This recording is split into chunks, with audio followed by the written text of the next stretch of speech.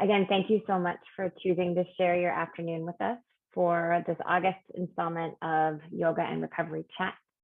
My name is Daneen Farrall. I am here on behalf of Eat, Breathe, Thrive. I am a facilitator and I'm also the communications specialist at the organization. We are a nonprofit, and our goal is to develop and to present programs that provide yoga interventions for eating disorder recovery and prevention.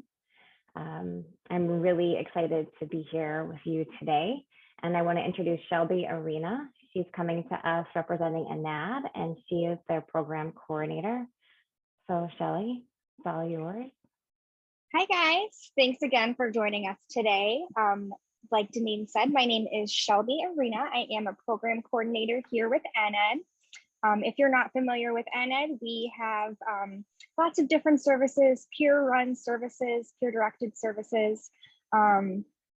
We have our helpline, we have our support groups, and we also have a mentorship program. And I just want to put a quick little plug in. If anyone's interested, we did reopen our mentee applications. We are looking for a few more mentees for our upcoming cohort. So if you're interested in getting a mentor through ANAD, a peer mentor, you can check out our socials and our website and grab an application and get that over to us as soon as possible. Thanks, Shelby. So if you have any questions, you can always put them in the chat. Shelby and I will be moderating our chat. The way this rolls is we will have a quick discussion. We wanted to focus this month on resilience and recovery and what that means to us. So I have a prompt that I wanted to share with you. Let me just work on sharing my screen.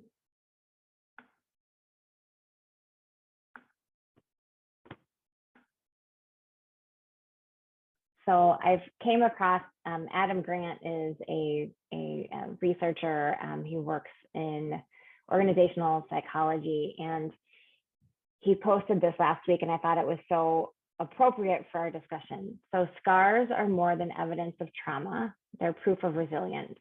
I just love that. What doesn't kill you doesn't always make you stronger.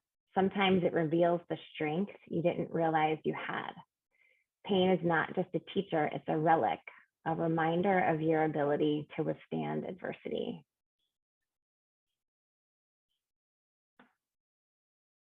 So I'm curious, as you contemplate that, if there's any bits of that that resonate with you or that you can relate to, or if it's a shift in maybe something that you've thought before. You can unmute yourself if you want to chat, or you can put it in the chat box.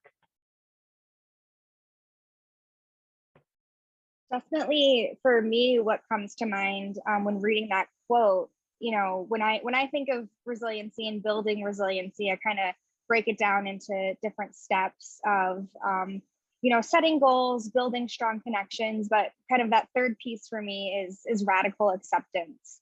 And if anyone's, familiar with the term radical acceptance, it's really taking a step back from situations and not everything is going to be great. That doesn't mean you have to, be thrilled about a situation that's painful or difficult, but it's taking that moment and kind of learning from it and, preventing that pain from developing into a long-term suffering. And so that's what I really took from that, is that just because something is painful doesn't mean it has to stay painful, or you don't have to stick in that, live in that. You really can just take it as a learning experience and accept it and then move on. I love that. I love the idea of radical acceptance. Yeah. Yeah, Kristen, definitely. It be something hard to wrap your head around. You can't be resilient without the struggle. That's kind of part of the definition, is to go through something difficult and be able to move past it. Mm-hmm. Agree. We just spent this past weekend hosting some out of town guests and that we've known since we were in our like late teens, early 20s, my husband and I. And it was just interesting because the things that we would talk about, the things that connected us were the things that were a challenge that, you know, like in the moment when you were young in particular, like that you thought, oh my gosh, this is just so hard. And then to have the distance to then look back, it was just interesting. How resilient we all are, and then how that that shared struggle like is what became almost a cherished memory in a way. Susie, do you have a thought? Do you like to share? Yeah, I guess I'm sort of in this place where um, I've been struggling with some ongoing things, and I think I'm rising up. You know, there's a level of acceptance, but then there's also this level of, will this just be this way forever? And not being able to see a way out. You know, it's a life circumstance, and maybe it's there's two sides. There's grief about the way it's always been, and then the moving forward, and how that all ties in with resilience, because I'm at this really dead place right now, and that's so not who I am, that I'm really having a hard time with that. It's and getting unstuck from that place. It's like I've come to that acceptance place, and now the grief starts. You know, the grief of what never was, what never will be, and then moving on from there and knowing how that works, because it's not just dependent on me. It's a relationship issue.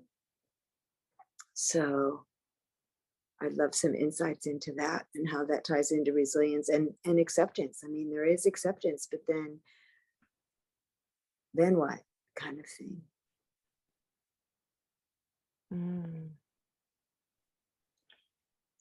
Susie, yeah, I can feel that, you know, this moment when you're like at that point to where you said like, okay, well, I can accept, but then what's the bounce back, right? So when we talk about resilience, it's that ability to rebound, but you have to hit that space, right? You have to hit that bottom or that level set. And oftentimes I feel like there's a lot in our culture that kind of keeps us kind of hovering, right? But sometimes I like to reframe it. So like when I'm at this, like I have my hand on a table. I know you can't see, but I'm like, okay, well, from this ground point, like I can actually like ground, and from the ground I can grow, or I can like restabilize.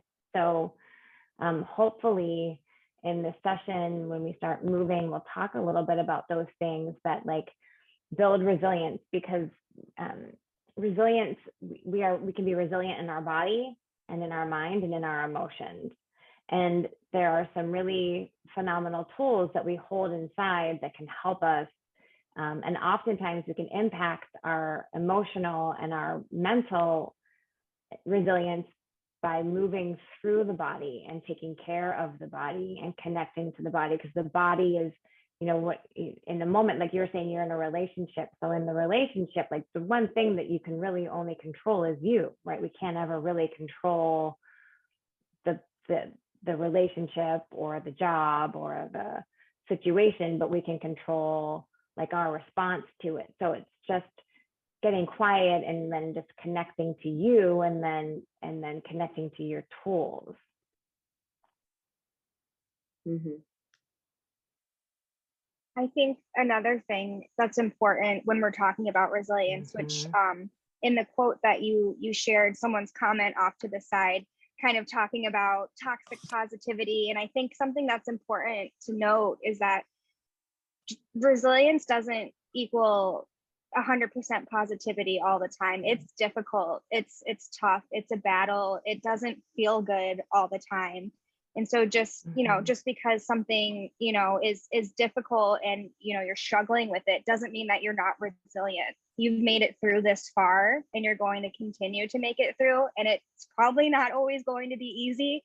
It might not get better anytime soon, but it will. And, you will continue to survive and be resilient. And I know that doesn't always make it better, but you are resilient and you are strong. And I just want to kind of reinforce that it's not always easy or pretty or this beautiful, perfect positivity, but what you're going through and experiencing, it's important. And I think something that I mentioned earlier is, in terms of building resilience, it's kind of a process. You have to set goals, identify your needs, where do you want to be? How do you want to get there? And then, from there, build strong connections, connect to social supports outside of, maybe the situation that you're dealing with. Find some external motivation to kind of keep going and pushing forward. And then, that radical acceptance piece comes in. Doesn't mean that you love it and it's sunshine and roses, but it is what it is, and we're just going to push forward. Right. And Kristen, I love what you had shared. Something that comes up often in the NAD support groups is that feelings are not forever, whatever they are, right? If they're joy or sadness, elation or grief, it's all temporary. There's been so many times that that's helped me through a situation, is just recognizing that it's not forever. I'm a little bit of a science nerd, and I'll have to try to look into the exact study, but I heard a podcast and they were talking about that there is actually, like, if there's a number associated with, like, how long a feeling will last, as long as you don't, like, keep poking it, and it's something like 2 minutes or less, or so. It's a small amount. It might even be less than that, but it's just, as long as you don't, like, just keep ruminating, but if you just let yourself feel the feeling, then it will pass. I thought that was just fascinating, because I thought, okay, well, I can do anything. I can feel anything for 3 minutes, like, or whatever the time was. I'm like, okay, I can do that for this long. And I just, kind of, except for me, I use visual tools, and I kind of, like, imagine it like a cloud, and then just, like, passing.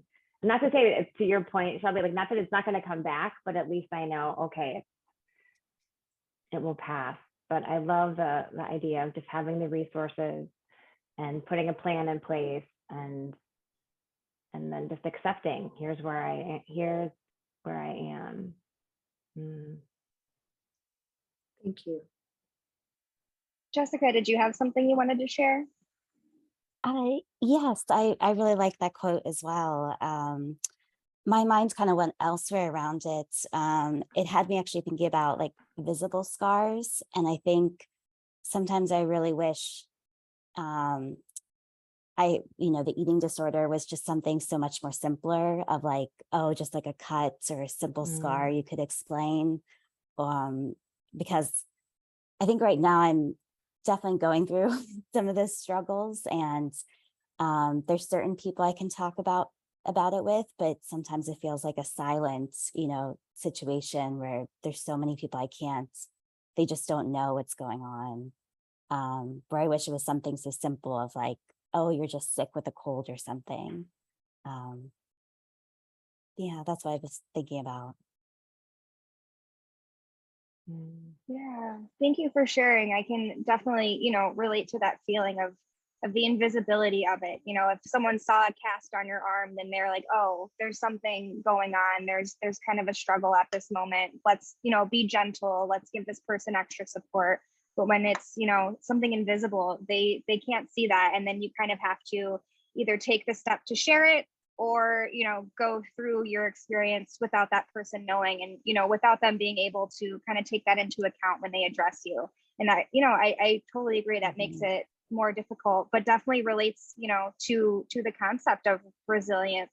How do you address that? How do you want to move forward, taking that into consideration? Yeah, I totally echo, Shelby, what you're saying. I think that's the challenge with these silent,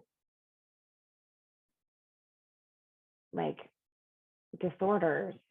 And I don't even, and I feel like that's, like, such a tricky word too, but it's just, it's something that, yeah, to your point, there's almost an overt, you have to really ask for help, because it's not something that someone can see. And sometimes that can be like frustrating too. Like, how I want you to know this, but then I have to then acknowledge, like, it's not something that anyone can really see, especially not in the moment, like not in the moment that I'm struggling. So it does take an extra step on our account to, again, resource and find the support that we need, either internally or from external resources like support groups or professional help. And that's one of the things that I think is so lovely about yoga as a tool, because it allows us to find some internal resources, and it's not in a super like challenging way, right? Like, it doesn't have to, a yoga practice is not, you know, something that's like what we see on Instagram, and it doesn't have to be rigorous. Like, actually the most impactful yoga practice is allowing yourself to just connect to the breath. And then so much can happen when we can connect to the breath and we connect to our body in a kind way. We begin to really uncover those seeds of self-caring and self-compassion and self-love. And then from there, we can kind of build up that ability to then like reach out. Like, when we can feel the community inside, we can really get that courage to reach out to the community outside of us.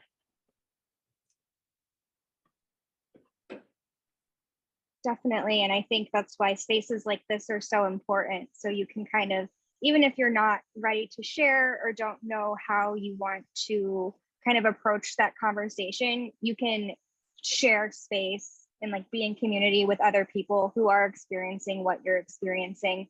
Even if, you know, it's in silence, you're in community, moving together, breathing together, and just kind of sharing that space. So I'm really, you know, grateful for NED, Eat, Breathe, Thrive for creating these moments, you know, of community for us. Mm-hmm.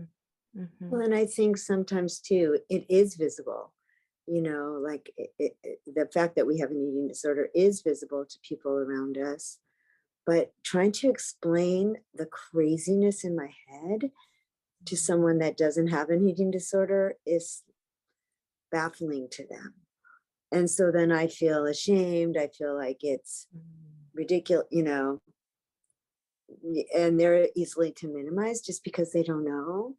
And so I think these kind of groups really do help, because we all know the craziness in our heads, and we all struggle against that, and we all strive to break free of that, if that's our goal. And so I've just found myself like, sometimes I really want to share, but I know where it's going. And I'm just like, I don't have the, or maybe just in the moment, I don't have the connection with myself enough to be able to know that it's safe to share, wise to share, and that I have the right words for it. But in a groups like this, or in the movement practice, it's like I can get more connected to myself, and feel more understood, more, oh, like I get that. And yeah, that is really hard and sometimes really crazy. But I feel that way too, kind of thing, you know. I mean, I forget the name, Dr. Laura something or other, who talks about what's going on in the mind of an anorexic when they're trying to choose from the menu.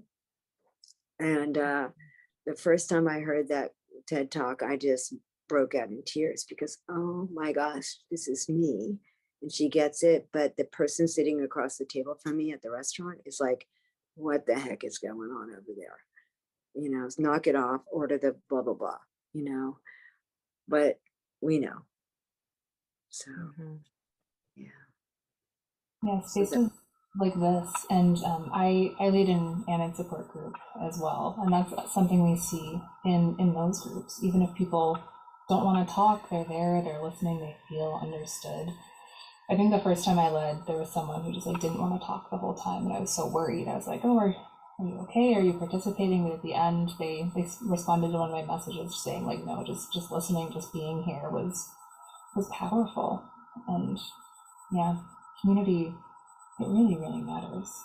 Kind of, I think that really makes a difference in the resilience. It gives us the ability to grab onto something that helps, to grab onto, just like there is a place for me to fit. And that does help with acceptance, I think. you see other And people then, too. yeah. When I want to underscore even the courage that it takes to click on the Zoom link, one, and then the courage it takes to unmute yourself and share, right? Like that's resilience. Because to Kristen's point, I mean, it is, and I want to underscore this, like it is enough for you to be here and simply listen. Like that is enough. Yeah, showing up is powerful. That is tremendous. And just turning your camera on for me sometimes is major. Yeah. Just turning my camera, because that means I'm like really present and sometimes feeling really exposed. Yeah. Right. And I acknowledge and also want to recognize that in a smaller group, it can be harder. Yeah. Right. So again, winning, even in just, reaching out to community here in this setting. So I just, I want to make sure I underscore that multiple times. Like it's a huge step in your wellness. So before we move on to the yoga portion, are you familiar with I just kind of want to get a sense of how familiar you are with yoga. This will be a very gentle practice. Again, you can leave the video on or off. That's completely up to you. And then if you have space and we could do this seated or we could do it lying down. And again, it would be up to you. You can turn the camera on or off. I just want to get a sense of what your like physical space is like as I go through how we'll flow and move and breathe for the next 25 minutes or so. I'm actually sitting on the floor on my yoga mat, so I'm free to do as we choose. And I've done a lot of yoga, and it's been over the last couple of years, earth moving in my recovery. I mean, it's been what has kept me going and brought me hope. Yeah, definitely. Oh, awesome.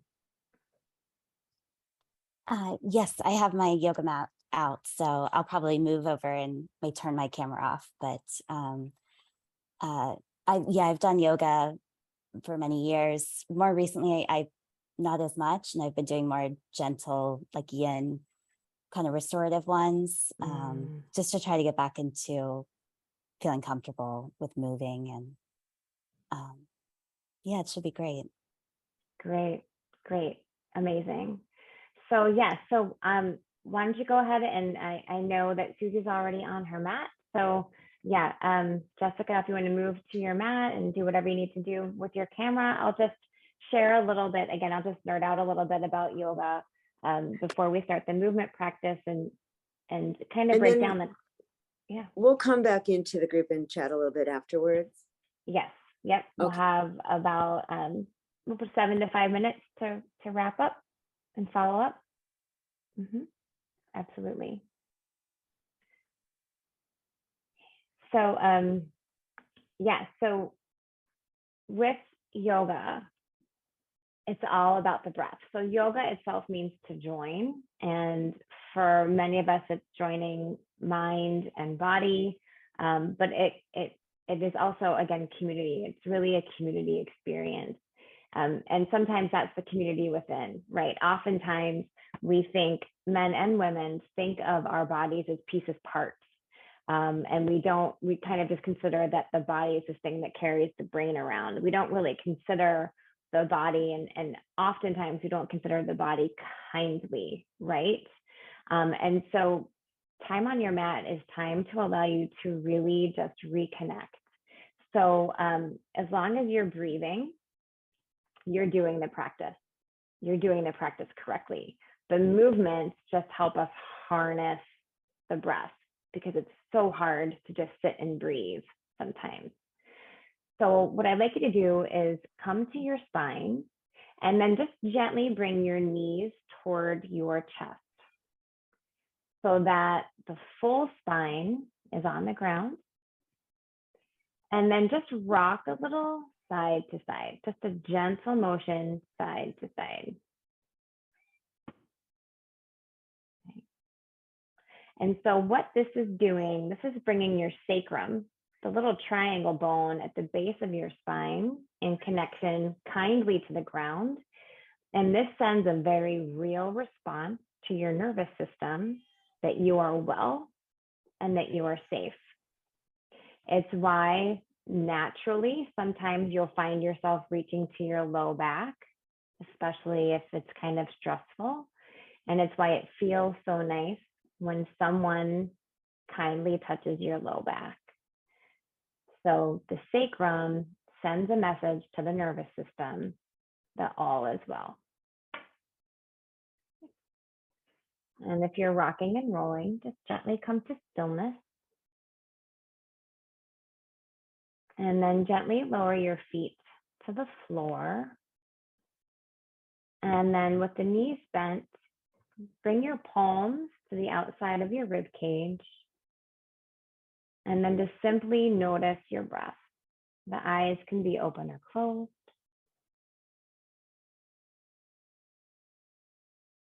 And as you notice the breath, feel the rib cage press out to the palms on the inhale.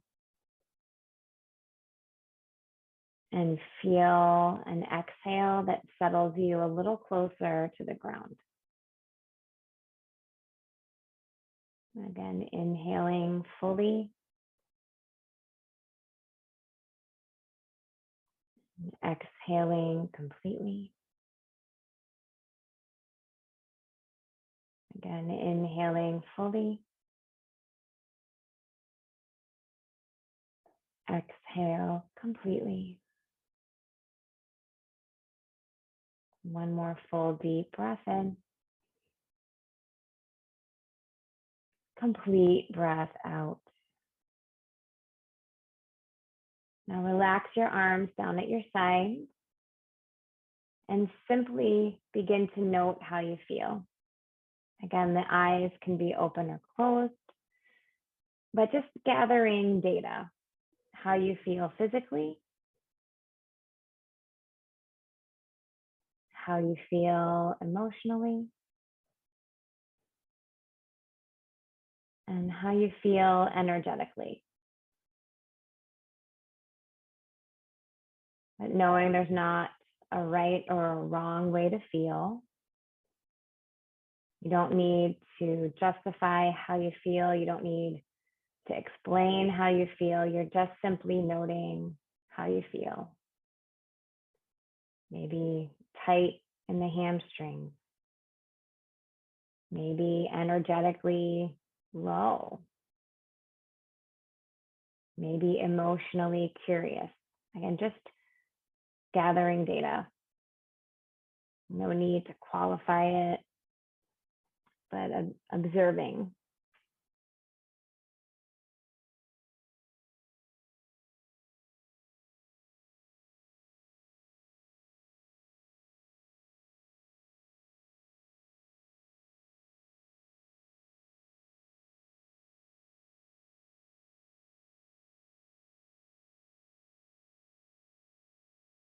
Nice.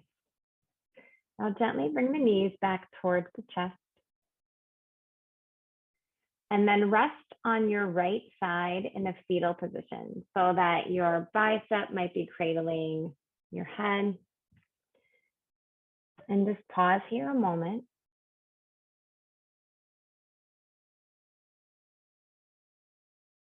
And again, just noting how you feel. So we're going to do a little shoulder work, moving with the breath. So staying on your right side. On the inhale, you're going to peel your left shoulder back And then open up the left arm out towards the left side of the room so that you're in a spinal twist. And then as you exhale, you're going to bring that left arm back and stretch it towards the right side of the room. So again, inhale, drawing the left shoulder back, opening the chest, taking the left arm out. And then exhale, bring the left arm back over and maybe even stretching it beyond the right arm. So again, just moving with the breath, just gently opening the chest and the shoulders, moving with the breath.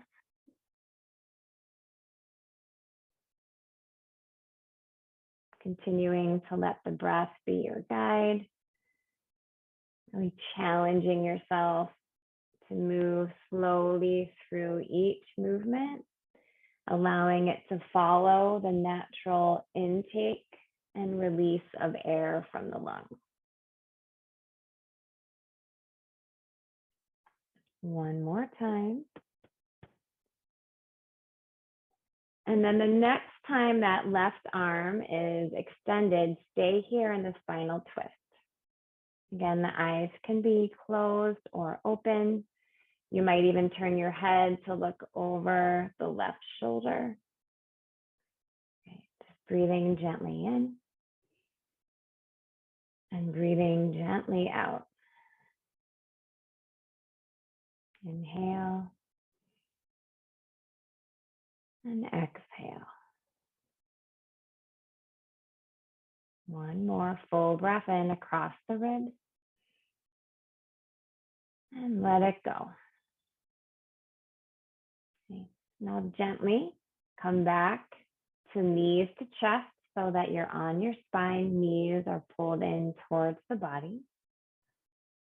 And now roll to your left side and pause here in a fetal pose. So again, the head can rest on the bicep, the knees are bent. Take a moment and just observe how you feel. The side is different.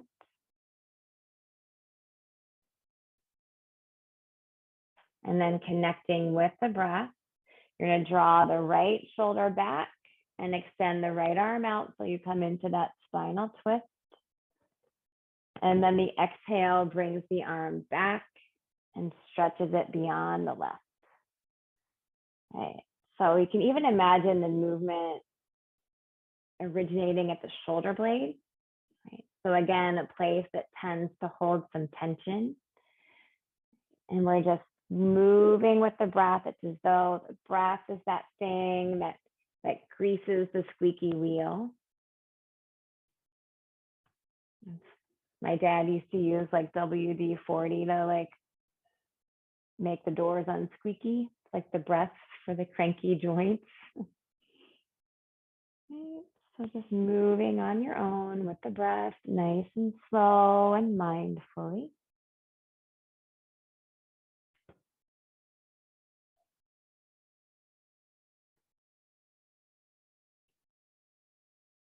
And then the next time that right arm is extended out into that full spinal twist, stay. Again, the eyes can be towards the ceiling or they can look over the shoulder, you choose. Gently breathing in and breathing out. Inhale and exhale. Breathe in and out.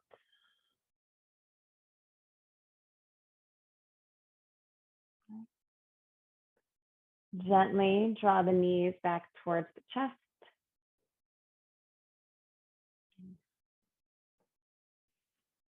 Hang on to the right knee.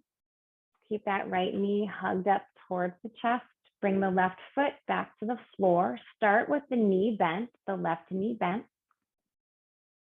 And then notice how your low back feels. And if the low back feels like this is where you need to stay, then stay. If the low back has a little more room, then maybe you stretch that left leg long on the mat, but make sure that the leg is supported by the ground somehow. There's no need to hover the leg off the ground. The hands can be behind the right thigh. And again, just noticing this ability to release around the right hip, keeping the breath long and generous. And now gently stretch the right leg towards the ceiling without locking the knee. So just lengthening the right leg up, keeping a gentle release along the back line of the right leg. And then exhale, gently bend the right knee. And then inhale again, lengthen the leg, point the toe. And then exhale, bend the knee. So similar to as we moved the shoulders and the twist, we're going to just simply lift or lengthen the right leg on the inhale, and as you exhale, bend. So again, each inhale corresponds to a lengthening or an expansion, and the exhale corresponds to a shortening or a contraction. Moving gently with the breath. Again, just noticing even the body's resilience to both extend and then return. Coming back to that concept of it's all temporary. Moving with the breath. Nice. Inhale and exhale. And the breath is always with us. Right? One more time. Inhale, gently lengthening that right leg up.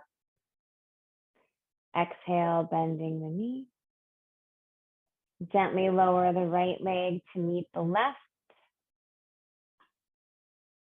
Take a moment, again, observe, how do you feel?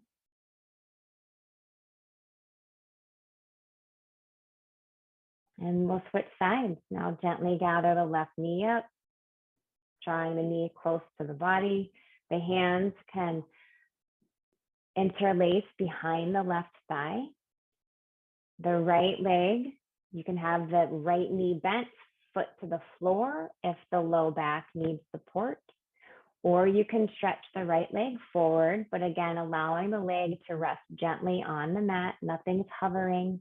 There's no need to use any core muscles overtly here. Again, this is a breath practice. Now on the inhale, stretching that left leg towards the sky without locking the knee. Exhale to bend. So allowing the breath to control the movement, inhaling to lengthen the leg up. Exhale, bend the knee.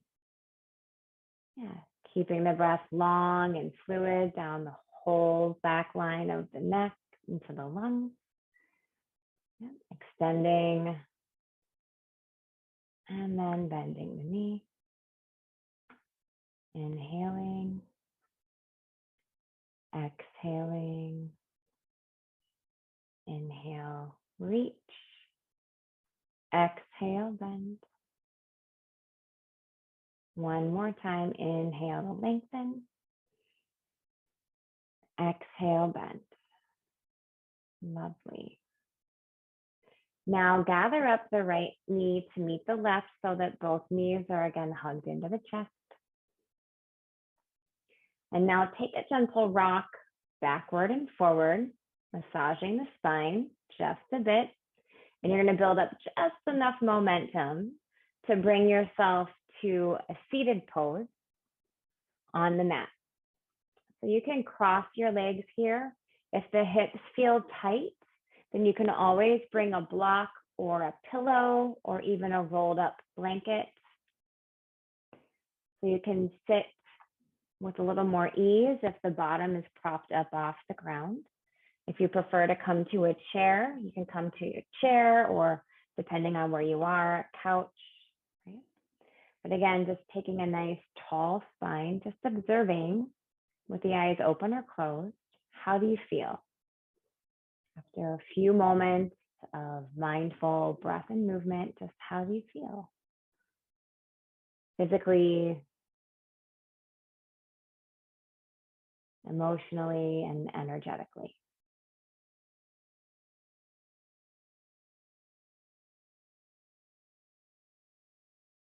Now again, we'll bring some movement into this seat. So bring your hands to your knees. So we're going to roll through like a wave pattern. If you're familiar with yoga, it's like a cat-cow, but we're doing it seated. So the inhale corresponds to an expansion. So an inhale means the chest is going to draw forward, shoulder blades back. And as you exhale, you're going to round the back away from you, tucking the chin, contracting the lungs. Inhale, pulling the chest forward, drawing the shoulder blades together. Exhale, round the back and tuck the chin. Inhale, heart forward, lift the chin. Exhale, round the back, tuck the chin. Inhale. And exhale. Inhale. And exhale. Breathing in. And breathing out. Bring yourself to a neutral spine. So nothing tucked or extended, but just a tall spine. Now we're going to move the arms and we're going to bring ourselves into a twist. So inhale to lift the arms up overhead. And now as you exhale, turn to the right, left hand to right thigh. If you're on a chair, the right hand can come to the chair arm or the back of the chair. If you're on the ground, your right hand can come to the mat behind you. Nice tall spine on the in-breath. And a nice complete exhale on the out-breath. Breathing in and breathing out. Inhale to unwind, reach the arms back overhead. And now exhale, we're going to turn to the left, right hand to left knee or thigh, left hand to the mat or your chair. Breathe in. Breathe out. Inhale. Exhale.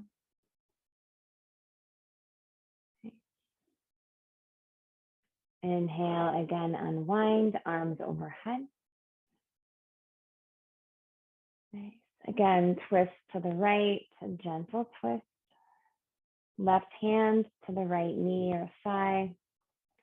This time, bring the right palm to the left breastbone and feel that right palm press down and into the ribs just a bit so that you're kind of pulling the skin down, right? So this is a sweet little pressure point, but again, just sort of calms the nervous system.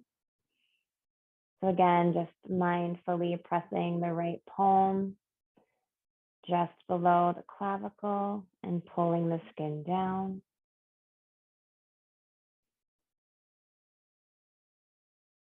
Breathe in, feel the chest rise up into that palm. Nice, breathe out. Beautiful work. Inhale to unwind, reach the arms back overhead. And twist now to the left, right hand to the left thigh.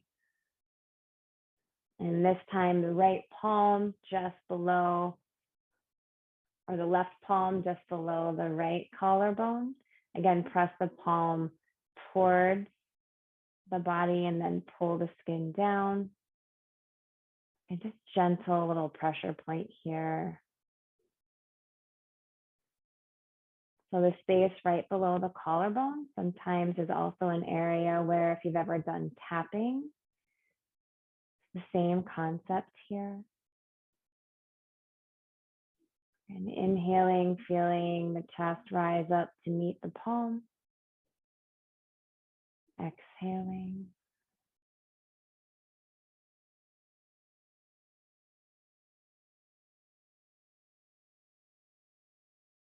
And then inhale, again, unwind, reach the arms back overhead. And then gently bring the palms to heart center, nice tall spine.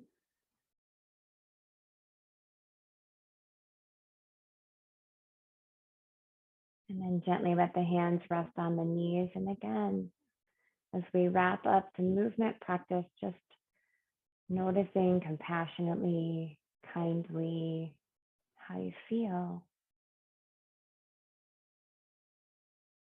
And acknowledging, right? Acknowledging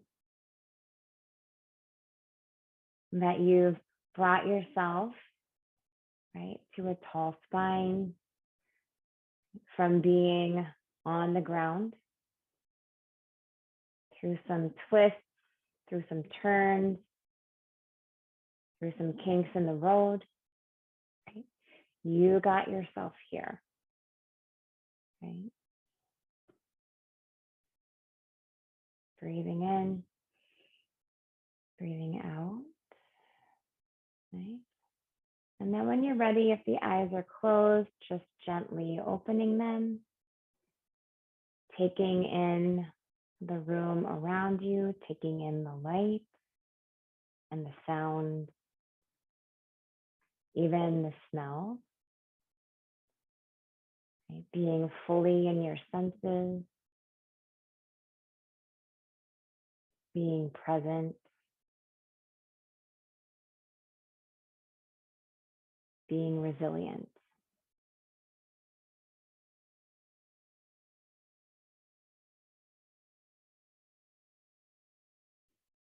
Wonderful.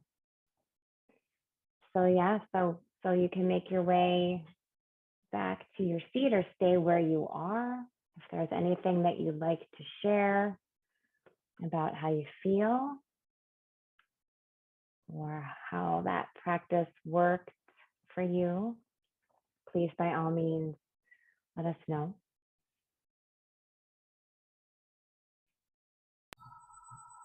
I enjoyed the WD-40 comparison.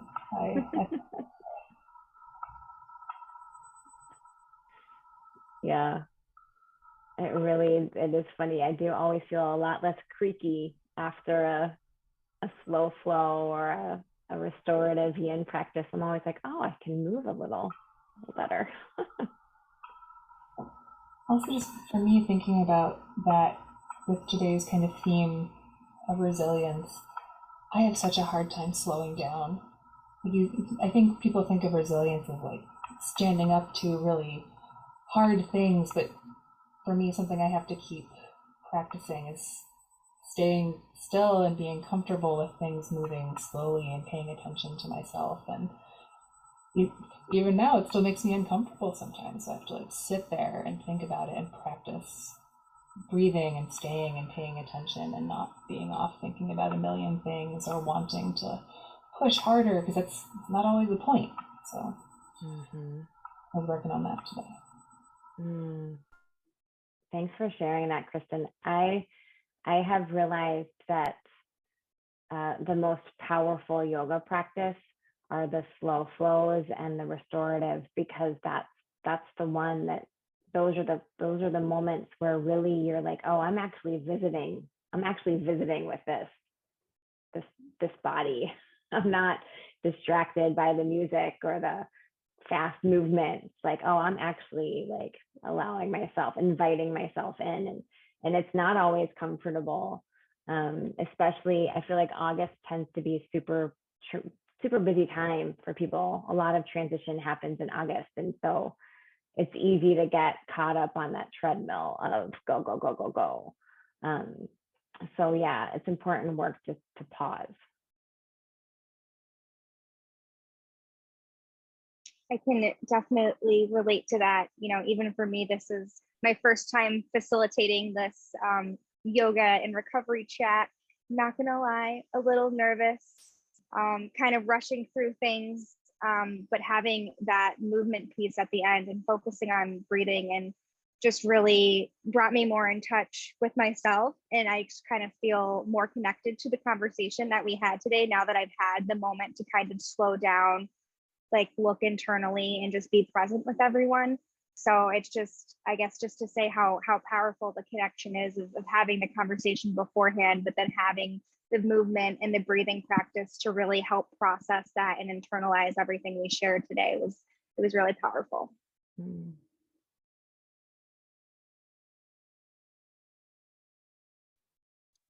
Yes, I've really enjoyed it and appreciate the combination of getting to share and do the movement together. I always find yoga, it really helps me ground, and probably because like we're sitting on the ground and laying on the ground, and it just really helps kind of bring down my energy from jumping from thing to thing. And often brings up emotions that I really wasn't in touch with. Mm. So thank Yeah. you. You're welcome. Yeah. Some of the things that you were saying kind of reminds me that when I come to the yoga practice, it's like I'm putting myself back together. It's like I'm re-inhabiting my body. I'm connecting my emotions with my thinking. So I feel more whole, like I'm coming back inside myself, because I can be, I didn't realize maybe what I'm feeling is a little outside of myself. Yeah. And so I find myself when I'm in that slow practice that I'm just like back inside my body again, like my spirit and my body are connected. What a beautiful insight, Susie. Yeah, I feel like that's the trick, right? I feel like a lot of this is actually like is outside of ourselves, right? And when we invite ourselves back in kindly, we can kind of realize how much more we are, right? And again, and again, that we are holy. We are actually holy here. Like, I mean, I can see you, like you're whole, like all of you is here. It's not just your right arm, right? Like we're all here, but we don't ever give ourselves the service of considering that, really, right? So thank you for sharing that insight, and remember this too. So like your breath is always with you, and thankfully our bodies breathe for us, so that's fantastic, because otherwise like we'd probably all just pass out. But you do have the ability to harness the breath anytime you need to. So anytime you guys start to feel like you're having that out of body experience, just taking a seat, bringing your hands to your lap, just breathing in and noticing that you're breathing in, and then breathing out and noticing you're breathing out. And if you're somewhere where you can add a little movement, I even say, even if you're in line at Target, like you can just feel your feet on the ground. And then just, even if you like just move a finger with your breath, you're like, okay, like I'm just, again, the movement is just bringing us back into that connection to the breath. So it's accessible wherever you are. Like just always remember that you have that. Yeah, it's kind of a relearning process, because for me, my eating disorder was all about getting out of my body, because it was just like things were too hard. And so now in recovery, it's a learning to be safe in that, be safe to be whole, be safe to be connected, be safe to stop and breathe, because I'll be okay. Whereas I didn't think that before. That's where my eating disorder came from, I think. It was a way to not be in my body, to be outside, to be in my head. Well, thank you guys again so much for being here. I want to be respectful of your time. And so hopefully you do have some tools that can bring you into your body, even if it's just a moment of kind breath, like just it's just a moment can be enough. Again, showing up is enough. Shelby, do you want to share about, I know you were talking about that you're taking applications for mentees. Are there other offerings that you'd like to share that NAD has currently available? Sure, yeah. Well, we always have our helpline available during the week, 9 a.m. through 9 p.m. Central Time, just for some emotional support, referrals for resources, if that's ever something you're looking for. And then we have our virtual support groups, which are kind of similar to the first half of this, where we just open it up to a conversation with folks. You have an opportunity to share as much or as little as you'd like. So if you haven't checked those out, it's a really great way to be in community. And then finally, we do have our mentorship program, and we are looking for a few more mentees. So if that's something you're interested in, it's a 6-month program where you would have a peer support mentor. You would meet with them one-on-one once a week for about an hour. And, you know, they're there just, again, to provide that level of emotional support and in community, someone to bounce thoughts off of and all of that. So if you have any questions about any of those programs, I'm always here and open to chat. How do we Go ahead, Jeff. how do we connect up with you or get connected? Do we just go Google ANID, or how do we find out? Yeah, if you go to anad.org, there is the, oh, Kristen just popped it in the chat, and there is a tab that says get help. And if you go to the mentorship page of that, our application for the mentee process is right there. And then if you have any questions for me directly, I can pop my email in the chat as well. And then on that anid.org, there's also the support group information and stuff like that. Yes, and it lists all the dates and times, and you just register, and then we'll send a link to your email. And that link is good, you know, forever. So as long as you want to continue to drop in, you know, they're on a drop-in basis, so you're not required to go. Obviously, just whenever you feel like it. If you're free, you can hop in. Okay, thank you very much. Awesome. Thanks you, Shelby. And I also put in the chat some of the Eat, Breathe, Thrive resources that are available to you. So we have free events. In particular, we have a monthly 4-session yoga for eating disorder recovery. That's a 2-hour block of time once a week. The first hour is social and emotional resourcing that we provide to you. And then the second hour is a yoga practice. Those yoga for eating disorder sessions are completely free, and you can apply through our website. We also have once monthly virtual campfire sessions that have different topics, anywhere from addiction to creativity to, common everyday struggles, failure, dealing with emotions around things that are very common in our lives, relationships. We have one on intimacy as well. So you can also check out our resources that are available to you. We also offer programs. We have a couple virtual programs coming up that are 7-week Eat, Breathe, Thrive series. We have 2 that are offered virtually.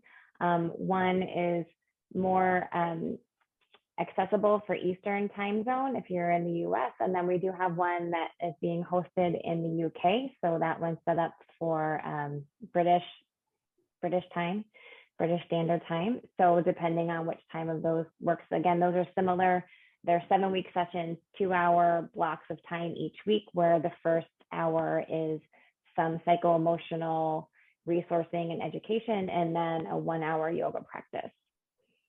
So if you have any questions about any of that, you can let us know as well. We will follow up today's session with an email that will also have links to all of these resources as well. Thank you. Yes, thank you so much. You're welcome. I've been to several of the campfire chats, and they are so great. I always come away from those feeling, I mean, some of them are hard conversations, really hard conversations, but they're always so grounding and insightful, and the people are so cool and open, and it's been a really good experience for me.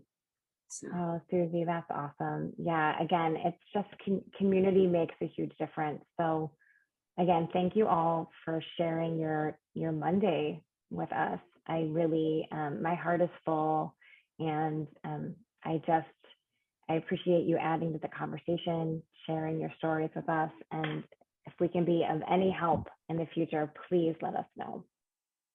Thank you. Thanks so much. I hope I see you guys you. again. Yeah. Okay. Thanks, everyone. Good. Have a great rest of your day. You too. You Bye, too. guys. Bye-bye. Bye.